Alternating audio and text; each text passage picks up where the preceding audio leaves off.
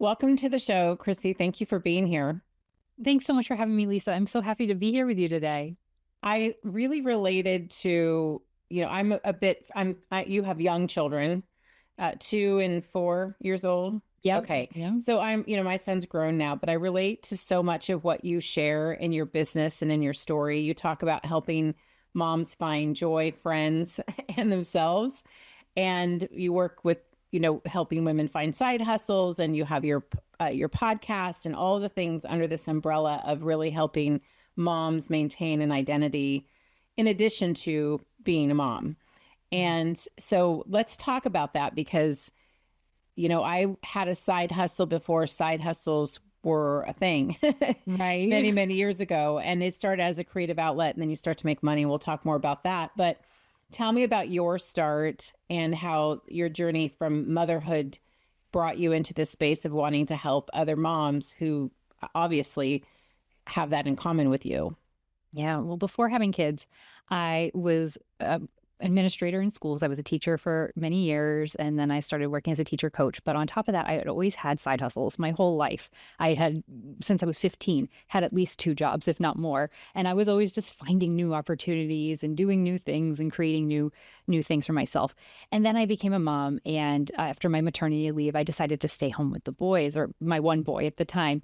And it quickly hit me of I am no longer any of those identities that I held before. Right now, I was truly just mom. I would wake up in the morning and I didn't even feel like a person anymore. It was like my wants, my needs, everything didn't matter. I was like a background character in somebody else's life. And I needed to find that other thing, this other piece that made me an individual and not just this caretaker, because it really just consumed my whole life. So I started an Instagram account. I was sharing activities that I was doing with my kid, and it helped me stay accountable at first. It was just something to share. And then I started making friends on Instagram. And that's a whole other topic, is how to make friends on Instagram, because it's a powerful tool. It's social media. We have to remember that. But through that, all these conversations I was having with women was I was realizing our stories are all different, but all of us had this common thread of we realized that our old hats didn't fit us anymore. We weren't the same people. We didn't have the same interests. And I knew it couldn't be coincidence. So that's what led me here, diving into this work, doing some research into what the case is, like what is going on that we're just not talking about, and has led me to the Mom Identity Project and my podcast, Mom's Guide to Finding Herself. One of the things that I love about the things that you're sharing is I don't feel like my journey was a little bit different in that Mhm. I didn't feel what you're explaining. I didn't feel like, who am I? What am I doing? I didn't wake up with that feeling, but I also feel like the journey that I took, any direction we take, right, to try to improve ourselves, to anything that we do in that space makes us a better parent, Yeah. makes us a better partner, makes us a better friend. And so, however we get to that, for me, my son was starting preschool and we were actually quite attached. And Yeah. my husband's like, maybe he needs to be around other people some of the time. And so he went to preschool. And then I thought, okay, well, what am I going to do with this time that he's not Mm. here? And I felt this huge void of like, what do I do now? And so I started the side hustle, which was a alphabet pillow company. And right away that day, I went and pitched local boutiques. Like the first day I dropped him off at preschool, I needed something to do. And so much of the work that I've ended up doing has been about filling up the space as he takes up less space, meaning Mhm. whether he's going to preschool or he's going to college. And so how we get to that matters not as much as who we become once we go through that transformation. And I think that the space that you're creating allows and invites women to come from any place to figure out where they fit into that. That's such an important point, because you may not have felt the exact same things I was thinking, but or in the same way I described it, but it's the same phenomenon. It's just on a different timeline and with a different need at that point. So everybody comes to it at a different spot. Sometimes it's earlier on in motherhood, sometimes it's a little later on afterwards. And one message I want to send is, if you're a mom listening to this, watching this in early motherhood, and you're thinking, I don't have that gap, there is no need to think you need to fill it.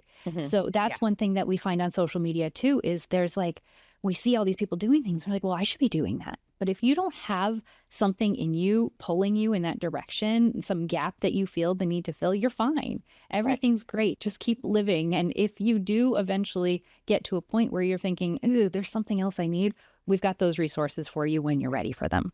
Well, and the other part that you make a good point with that. And the other part I would say is that if you have, say, if you're thinking, well, I don't have a side hustle, I'm Mm. not contributing financially to my family, I don't have a creative outlet, I don't really feel the need for one.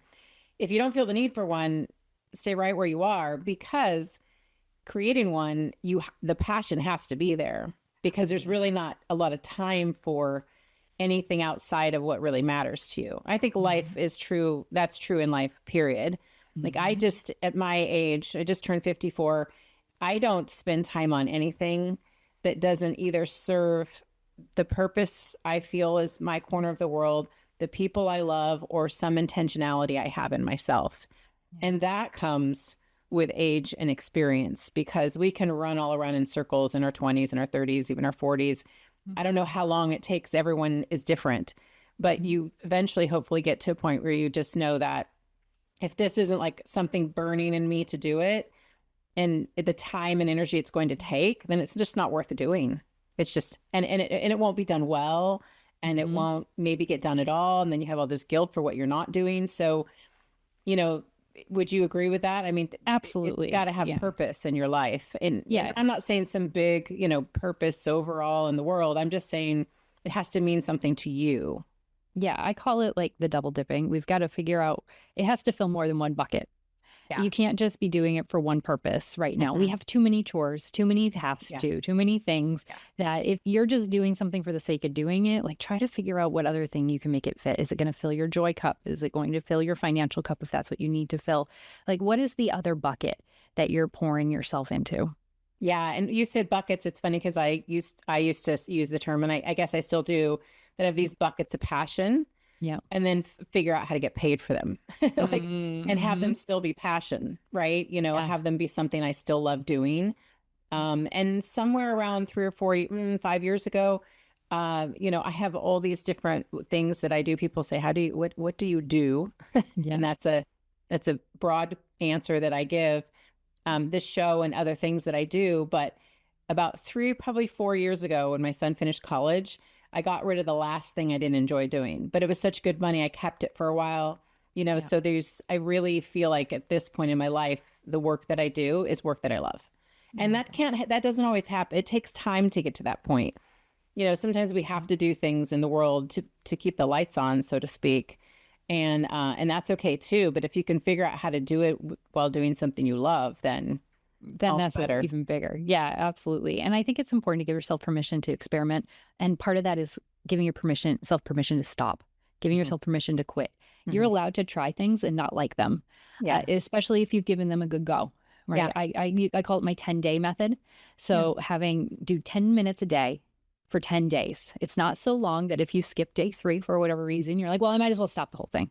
Right. Because if it was 30 Right. days, you might just throw in the towel.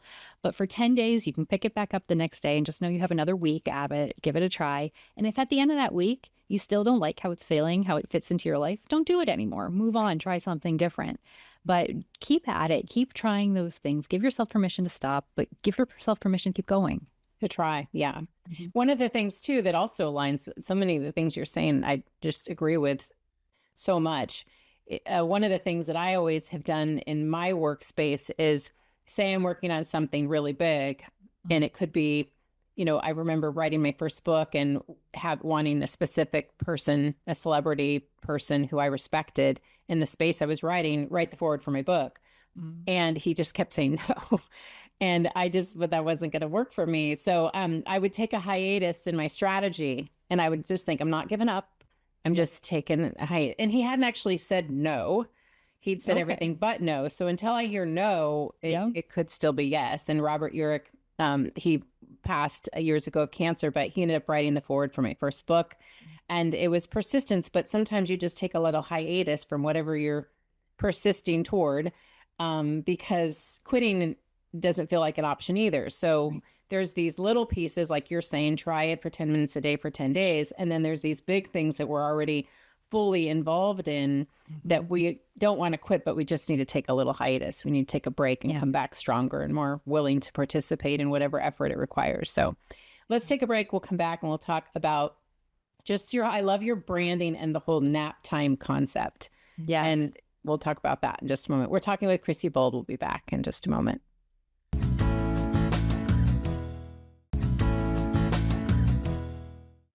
We're back talking with you, Krissy Bold. So I love your branding. And that's one thing that, branding is such an interesting thing. It's something we maybe don't notice, but if you're someone who builds brands and you get the genius in it. So the whole nap time concept of, 75 nap time side hustle ideas and the nap time. Oh, just tell us a little bit about what you offer and how you came to this concept and how you've worked with a lot of women now, moms who are figuring out their passion and just the little cracks in their day. Yes, absolutely. And sometimes that means a creative pursuit that doesn't bring in any money and it's just for fun, which is so powerful and so important. But sometimes you do want to make a little money from that. And that brings a different kind of purpose, but it also brings a different set of rules that you have to follow. Because if you're trying to make money from it, you want to do it strategically. You want to work through it strategically and make yourself have time for it. Because once you start some sort of business or side hustle, it's harder to take a little bit of a break if you need it. So you just want to build something around your family, around your life structure. And that's where the Naptime business model comes from, where we need to build something that's going to fit your life long term. So I developed what's called the Naptime Business Coach. It's a custom AI tool. It's a custom GPT where it starts by helping you, if you don't already have an idea, create an idea. It asks you questions about yourself. Like, what do you like to do? What is your background? What do your friends and family ask you for advice on? And then it pressure tests that idea against your life. So it will give you different ideas that bloom from that, blossom from that, and then says, is this actually going to work? You're home full time with a 2-year-old and your idea requires you going out in public to markets. Are you going to have childcare for that? Like, this is not the GPT that's going to sit and say to you, wow, what a great idea. You're brilliant. This is the best thing I've ever heard. It's really going to try to test you.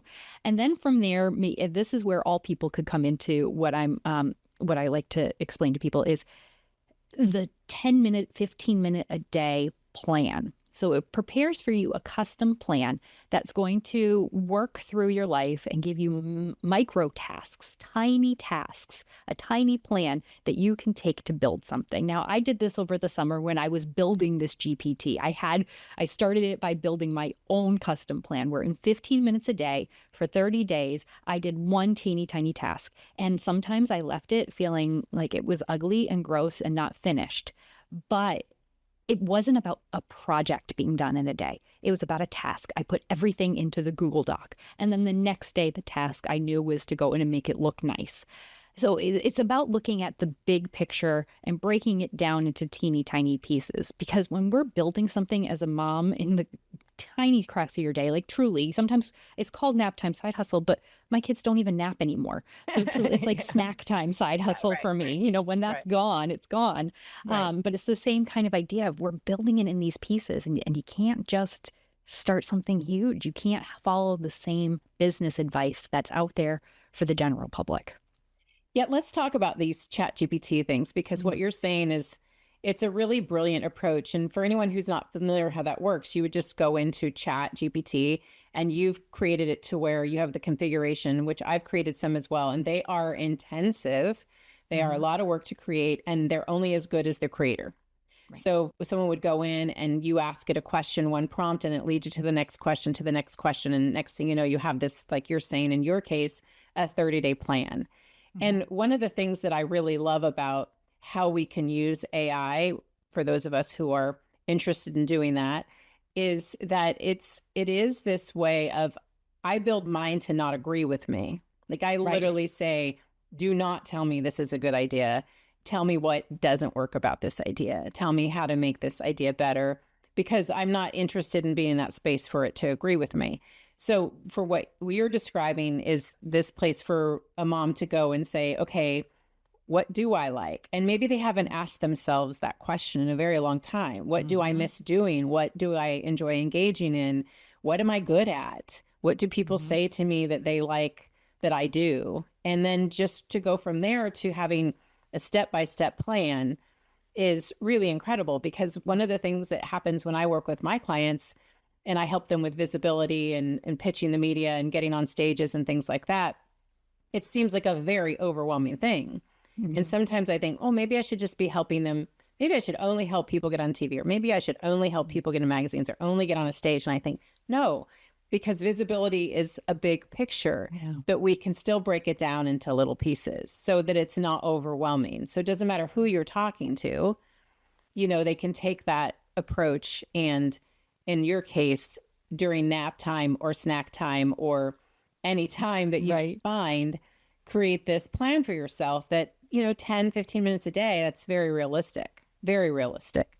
And what is the feedback you receive from some of the moms who've worked with you on this?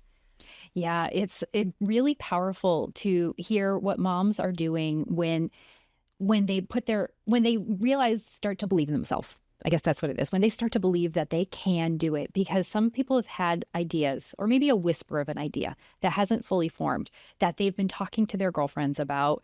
And you can only say to your girlfriend so many times, I'm thinking about doing this thing, where they're just like, okay, you going to do it or what?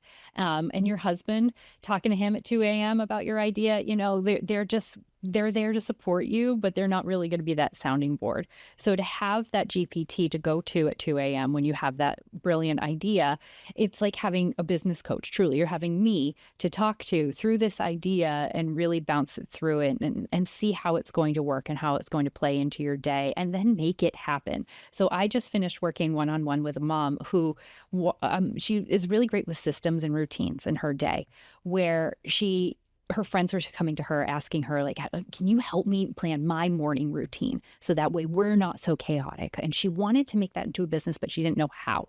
So we sat down, we had a 60-minute call. And in those 60 minutes, I mean, the power of an hour. It is wild how much you can truly Yeah. accomplish. Yeah. We planned a whole live workshop that she was going to host at her library, her local library, for moms to come in, and she could share her system. And then they would bring their calendars, bring their planners, and start working with their neighbors, working with the other moms, working with her to develop this system. And through our 30 days together, she had ups and downs where she was saying, I don't know if I want to do a workshop. But then we would come back and say, no, no, no, let's map it out. Let's outline it. Like, this is going to be so much fun. And she kept going back and remembering. She just needed that voice there to remind her, this is something I want to do. This is going to be fun. It's a little scary, Yeah. but getting there is going to be worth it. And by the end, she's going to be hosting a workshop in just a couple weeks for these That's moms. awesome. Yeah, I think being uncomfortable is one of the coolest things you can be. Mm-hmm. Yeah. Being uncomfortable and revisit that space over and over. And then the better you get with being uncomfortable, the more great things can come to your life that you can build one step at a time. Let's take a break. I want to talk about your podcast, and then we'll let you get on with your day. We'll be back in just a moment.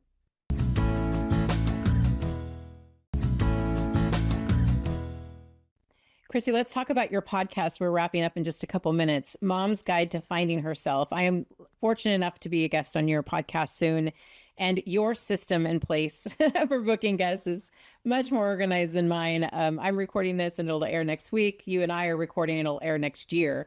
So you obviously have systems in place because you have two young kids and you have to work within that framework.